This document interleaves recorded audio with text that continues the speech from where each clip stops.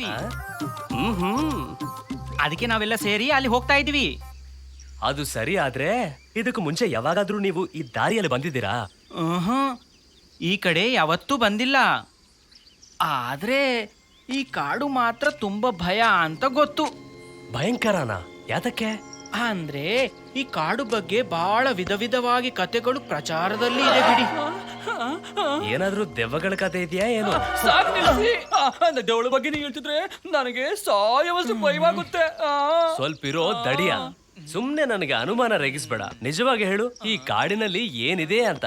ಏನಿಲ್ಲ ರಾಮಕೃಷ್ಣ, ಈ ಪ್ರದೇಶದಲ್ಲಿ ಕ್ರೂರವಾದ ಕಾಡಿನ ಮನುಷ್ಯರಿದ್ದಾರಂತೆ. ಅವರಿಗೆ ನಾವು ಕಾಣಿಸ್ಕೊಂಡ್ರೆ ಬೇಟೆಯಾಡಿ ನಮ್ಮನ್ನು ಭುಜಿಸ್ತಾರಂತೆ. ಇವಾಗ ಯಾಕೋ?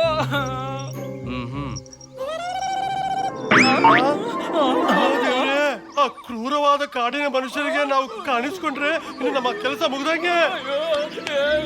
ಶ್ರೀ ಆಂಜನೇಯ ಪ್ರಸನ್ನಾಂಜನೇಯ ಪ್ರಭಾದೀಪಕಾಯ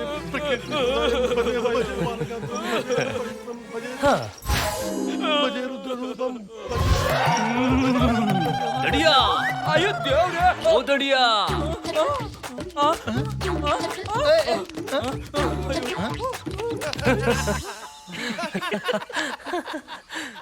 ದಡಿಯ ಭಯನು ಅವನಂಗೆ ಭಾರಿ ಆಗಿದೆ. ರಾಮಕೃಷ್ಣ, ಏನಯ್ಯ ಈ ತುಂಟರಿ ಚೇಷ್ಟಗಳು?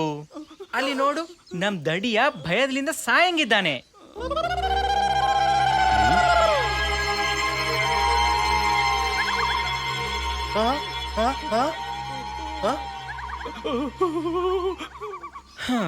ಅಯ್ಯೋ ರಾಮಕೃಷ್ಣ, ಮತ್ತೆ ಮೊದಲು ಮಾಡ್ದಿಯೇನಪ್ಪ?